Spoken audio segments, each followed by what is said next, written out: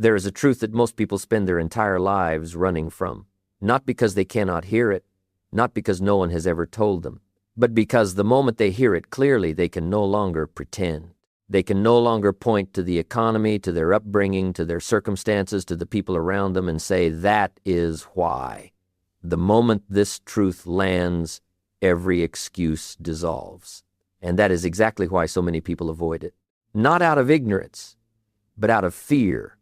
Fear of what it means to finally take full and complete responsibility for the life they are living right now. Here's what I want you to sit with today. We must all suffer one of two things: the pain of discipline or the pain of regret. Read that again. Not as a piece of motivational decoration, not as something clever to write down and forget. Sit with the weight of it. Every single day of your life, you are choosing between those two pains. Every morning you wake up, you are casting a vote. Every time you do the thing you know you should do, or every time you avoid it, you are deciding which pain you will carry. The pain of discipline is light. It is temporary. It sharpens you. The pain of regret is heavy. It compounds. It does not go away. And the terrible, sobering thing about regret is that you cannot go back and undo it. The discipline you skip today becomes the regret you carry 10 years from now. Think about that. Not 10 minutes from now, 10 years from now. Imagine yourself a decade older, sitting with the consequences of today's choices. Is that the version of yourself you are willing to create? Now understand something important. Regret does not arrive all at once. That is the cruelty of it. It does not knock on your door one morning and announce itself. It accumulates. It builds quietly in the background while you are busy choosing comfort over effort, while you are telling yourself you will start tomorrow, while you are waiting for the right conditions, the right moment, the right circumstances, and then one day you look up and a year has passed, then 5 years. Then you look in the mirror and you see a person who kept waiting, and what you feel in that moment is not sadness. It is something heavier than sadness. It is the awareness that the time was always there. The opportunity was always present. The only thing that was missing was the willingness to choose discipline over comfort day after day, in the small moments when no one was watching and no one was keeping score. Let me ask you a question. Where in your life right now are you choosing the easy path, knowing full well it is costing you something important? Be honest with yourself. Not honest in the way you are honest with other people, where you soften the edges and explain your reasons. Honest the way you are honest at 3 a.m. when you cannot sleep and the truth sits on your chest. What is it that you already know you should be doing that you are not doing? Because the answer to that question is the exact distance between the life you have right now and the life you say you want. Discipline is not a punishment. That is a lie that weak thinking has sold to generations of people looking for permission to stay comfortable. Discipline is the structure inside which freedom is built. The musician who practices every day is not less free. The musician who practices every day can play anything. The athlete who trains every morning is not constrained by that training. The athlete who trains every morning becomes capable of things the untrained body never could. This is a principle woven into the fabric of how growth works. You do not arrive at competence, at mastery, at real and lasting capability, without the repeated, deliberate act of choosing discipline when the easier option is right in front of you. Discipline is the bridge between goals and accomplishment, not talent, not luck, not connections. The bridge is built one disciplined choice at a time, brick by brick, day by day, in the hours when no one is applauding. Now think about this. You already know what you need to do. That is almost never the problem. The problem is not information. You are not failing to build the life you want because no one has ever told you to work harder, to show up more consistently, to develop better habits, to invest in yourself. You have heard all of that. The gap is not knowledge, the gap is execution. The gap lives in the space between knowing and doing. And what fills that space every single time is the choice between discipline and comfort.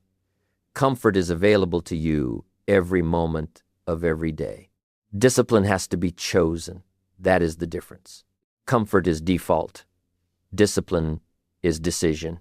And every person who has ever built something real, something lasting, something worth being proud of, made that decision not once in a moment of inspiration, but thousands of times in ordinary moments when inspiration was nowhere to be found. Let me tell you something important. Success is not a secret hidden from most people and revealed only to a fortunate few. Success is nothing more than a few simple disciplines practiced every day. A few simple disciplines. That is it, not a complicated formula, not an advantage you were either born with or denied. A few simple things, repeated with consistency, compounding over time. Picture a drop of water falling on a stone. One drop changes nothing visible. 2 drops change nothing. 1,000 drops over a year, you still might not see the change with your naked eye. But 10,000 drops over 10 years have carved a canyon into that rock. The stone does not resist more stubbornly because the water is persistent. It yields, slowly, invisibly at first, then suddenly in ways that cannot be denied. That is how disciplined daily action works on your life. The results are invisible for a long time. And most people stop before the invisible becomes visible. They stop when it still looks like nothing is happening. They stop right at the edge of where the compounding begins to show. This is why so many people feel like they are working hard but going nowhere. They are applying effort in bursts. They are motivated on Monday and inconsistent by Thursday. They are disciplined for 2 weeks and then off course for 6, and they wonder why the results do not come. But results do not respond to bursts of effort. Results respond to consistency. The farmer does not plant seeds in the spring and then decide to skip watering in the summer because it is hot and inconvenient. The farmer understands that the harvest in the fall is the direct and unavoidable consequence of the work done in every season before it. You do not get to negotiate with the harvest. You do not get to tell the harvest you were busy, you were tired, the conditions were not ideal. The harvest reflects exactly what you planted and how you tended it. Your life is no different. What you are harvesting right now is the exact product of what you planted and tended in the years before this one. And what you harvest 5 years from now is being planted and tended right now in the choices you are making today. Now ask yourself honestly, what kind of harvest are you planting toward? What are the seeds you are putting in the ground each morning when you choose how to spend your first hour? When you choose what to read, what to think about, who to spend your time with, what to practice, what to build? Are those seeds aligned with the harvest you say you want? Or are you planting one thing and hoping to harvest something else entirely? If you really want to do something, you will find a way. If you do not, you will find an excuse. Let that sink in. This is one of the hardest truths in all of personal development because it removes the buffer zone. It takes away the middle ground where most people live. The middle ground where you want something but not quite enough to do what it requires. Where you have reasons that feel legitimate and real and like they genuinely explain why the result has not shown up yet. But the truth, this cuts through all of that. If you want it badly enough, you find a way, not a perfect way, not a comfortable way, not a way that is convenient and fits neatly into your current schedule, a way. And if you have not found a way, the honest conversation is not about the obstacle. The honest conversation is about the desire, about whether the thing you say you want is truly what you want at the level that produces action, or whether it is something you enjoy wanting, something that sounds good when you say it out loud, something that flatters the image you have of yourself, but has not yet crossed the threshold into the territory where it changes your behavior. There is a particular kind of self-deception that is more dangerous than straightforward laziness. It is the kind where you are busy, where you are doing things, where you can account for your hours, but the busyness is not pointed at anything that truly matters to you. You are spending major time on minor things. And at the end of the day, you feel occupied but not accomplished. You feel like you have been running, but when you look down, you realize you are on a treadmill. Don't spend major time on minor things. This is not about doing less. This is about the discipline of directing your energy toward what actually matters. The discipline of saying no to things that are easy, that feel productive, that let you feel busy, but that are not moving you in the direction of what you have committed to becoming. Now understand something important. The most valuable commodity in your life is not money. You can lose money and make it back. You can spend money and earn it again. The commodity you cannot replace, the resource that once spent is gone permanently, is time. Every hour you invest in something that does not serve your growth, your relationships, your purpose, your mission, is an hour that cannot be recovered. And the insidious thing about wasted time is that it does not feel like waste in the moment. It feels like rest, like entertainment, like a break you deserve, like a small indulgence that does not really count. It is only when you accumulate the weeks and months and years of those small indulgences that you can see the cost. By then, the investment window has closed. By then, the decade has passed. The question is not whether your time is valuable. The question is whether you are treating it as if it is. The major value in life is not what you get. The major value in life is what you become. This is where the conversation shifts, because most people are focused on the getting, what they will achieve, what they will acquire, what they will accomplish. And there is nothing wrong with goals and accomplishments and results. But if you chase the getting while neglecting the becoming, you build a hollow structure, a house with a beautiful facade and a cracked foundation. You arrive at the destination without having developed the character to sustain what you find there. You earn the thing and then lose it because you have not become the person capable of holding it. The goal of every real discipline in your life should not be the external reward at the end. The goal of every real discipline is who it makes you in the process.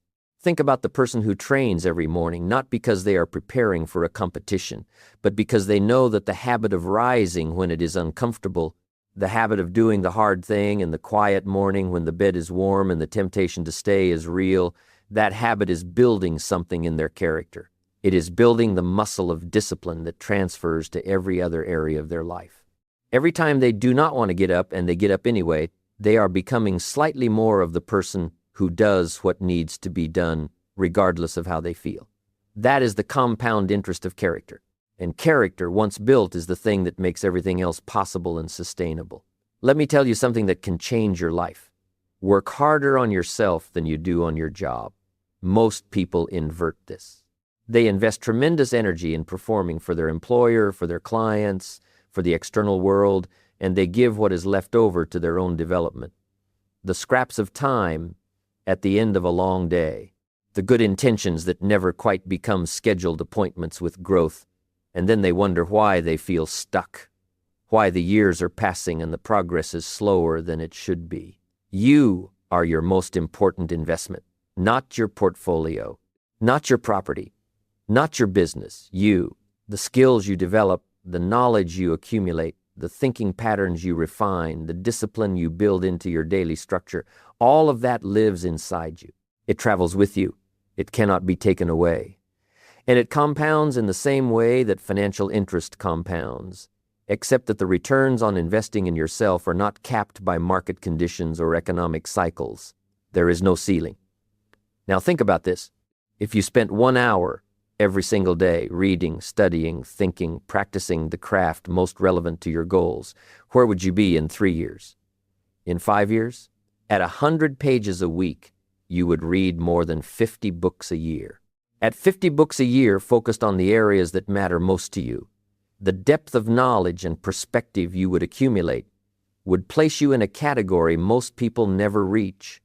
Not because you are more talented, not because circumstances favored you, because you made a decision about how to use the hours that everyone has equally. Time is the great equalizer. You have the same 24 hours as everyone you admire. What separates them from where you are is not the hours themselves. It is what fills them.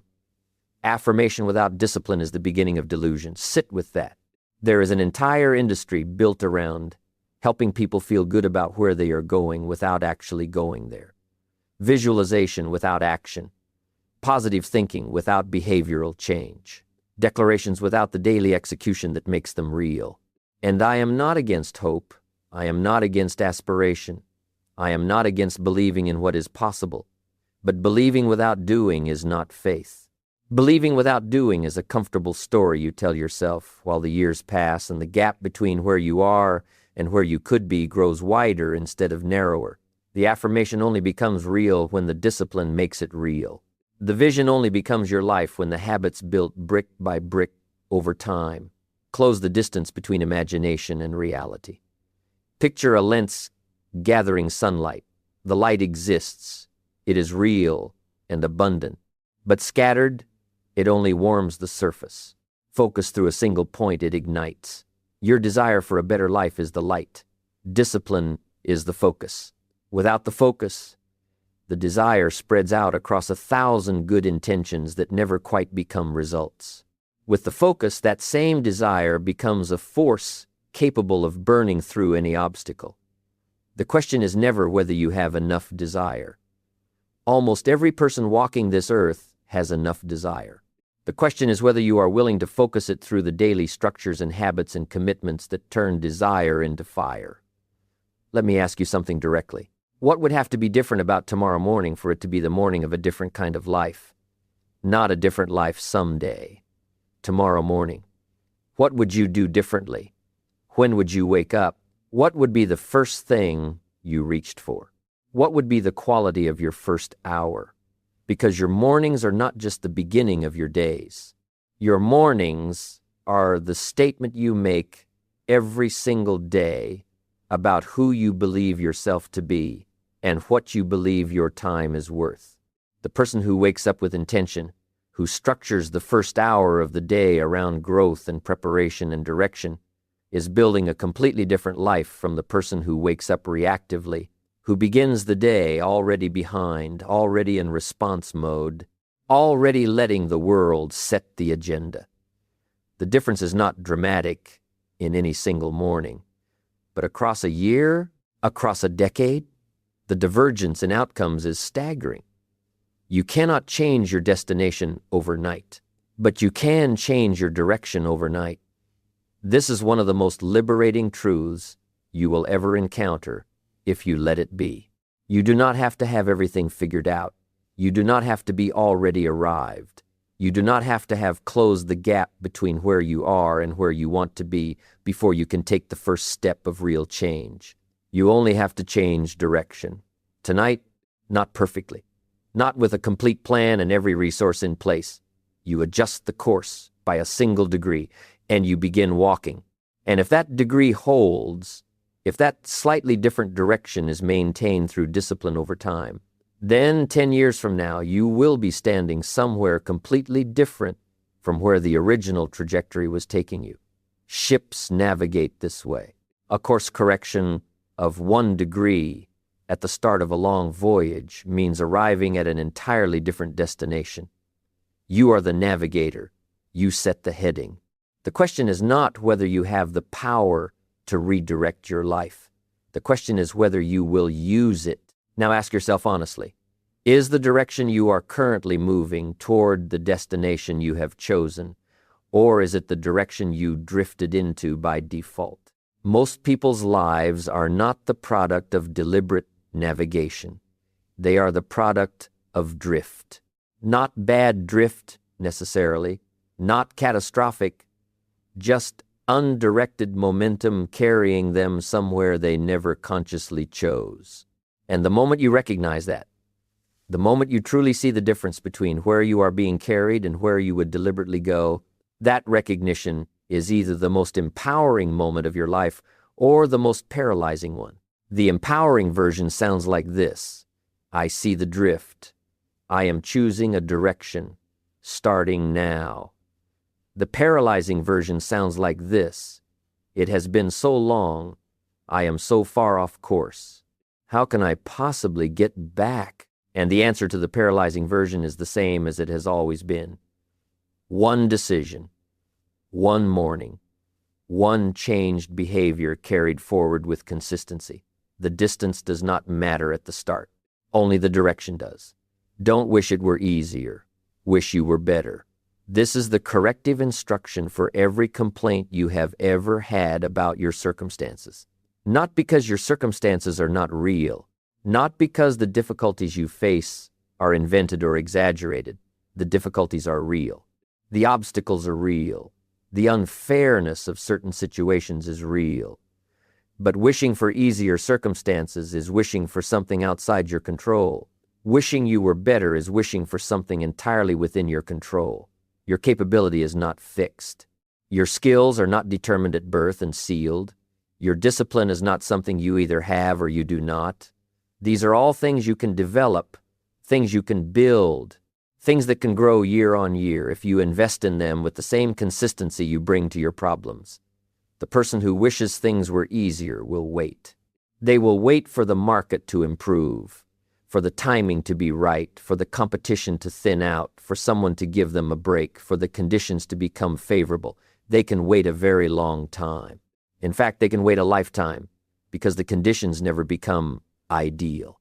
There will always be something. There will always be a reason why now is not quite the right moment.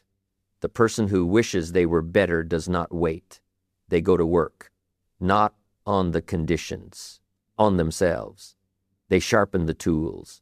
They develop the capability. They build the resilience, the knowledge, the skill, the judgment that allows them to meet hard conditions with a quality of response that harder conditions actually demand. And slowly, then rapidly, they become the kind of person who does not need the conditions to be easy, because they are good enough to succeed in difficult ones.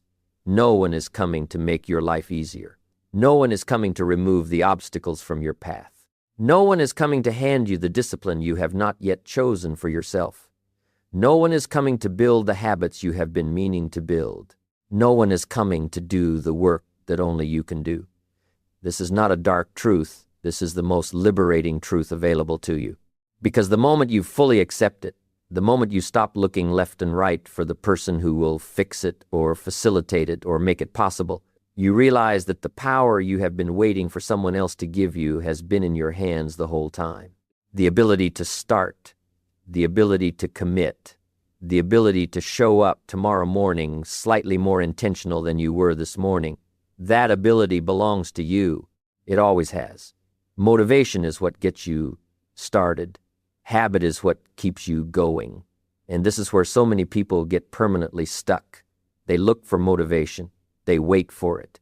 They try to summon it through videos and speeches and moments of inspiration. And motivation does come. It arrives in waves. It feels powerful when it is present. And then it recedes. It always recedes. Because motivation is a feeling, and feelings are by their nature temporary. You cannot build a life on a feeling that comes and goes with your mood and your energy and the circumstances of your week. You have to build it on something more reliable. You have to build it on structure, on habit, on the kind of daily system that does not ask you whether you feel like showing up. It just expects you to show up, the way gravity expects objects to fall. The habit removes the negotiation, and removing the negotiation is what makes the difference between the person who performs only when inspired and the person who performs consistently regardless of inspiration. Think about water moving underground. You do not see it. There is nothing dramatic about it. It does not announce itself. It does not need conditions to be favorable. It simply keeps moving, finding its path through whatever's in front of it, following the structure of where it flows. And over years, over decades, it shapes entire landscapes. It feeds rivers. It sustains life, all of it from invisible, unglamorous, consistent movement. That is what habit does in a human life. It moves in the background. It does not require applause. It does not need to be seen or celebrated in any given moment. It simply shapes, day by day, the landscape of what becomes possible, what becomes natural, what becomes the life you are living, almost without noticing how it changed.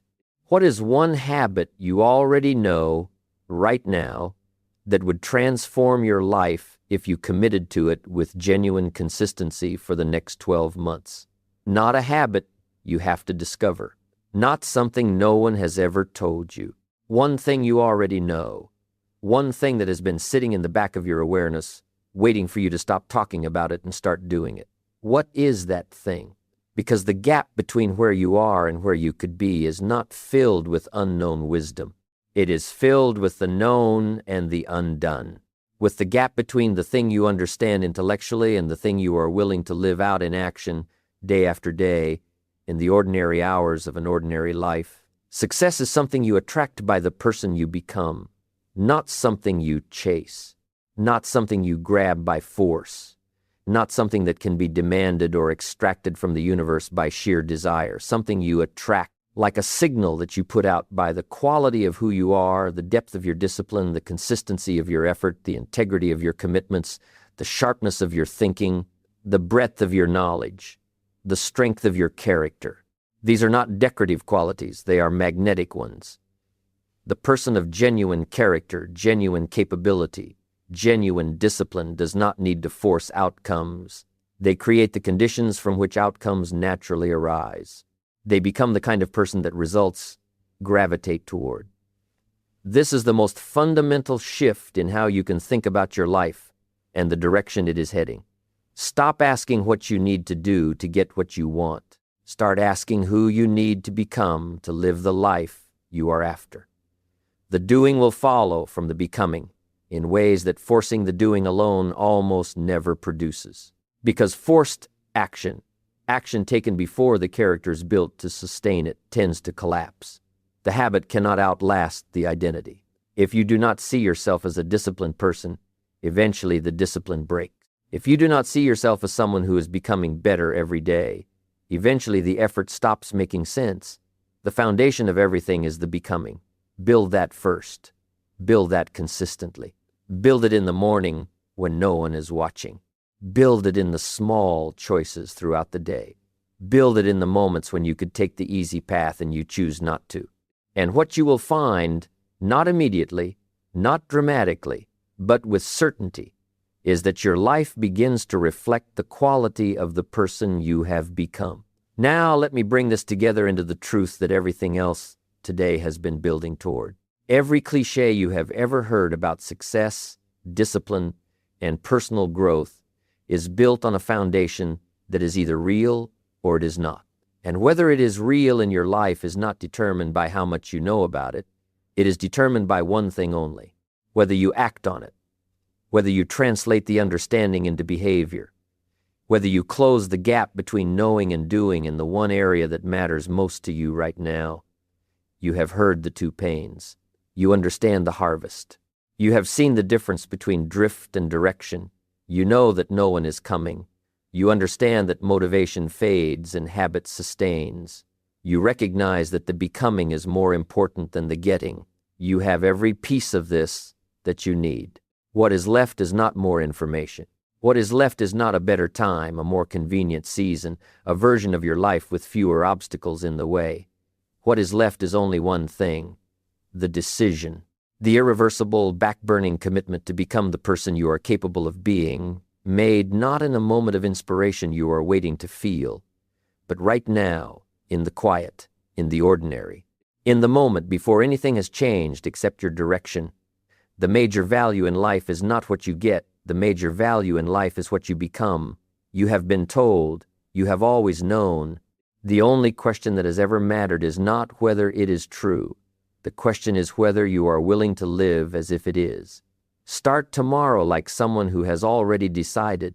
Wake up like that person. Spend the first hour like that person.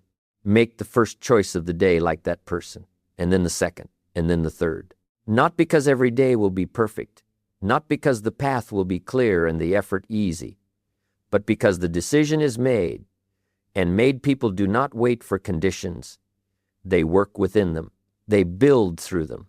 They become, day after day, in the only hours that are ever available to anyone, exactly who they committed to becoming. That is the life available to you. Not to someone luckier or more gifted or born in better circumstances. To you, now. Tomorrow morning at 5.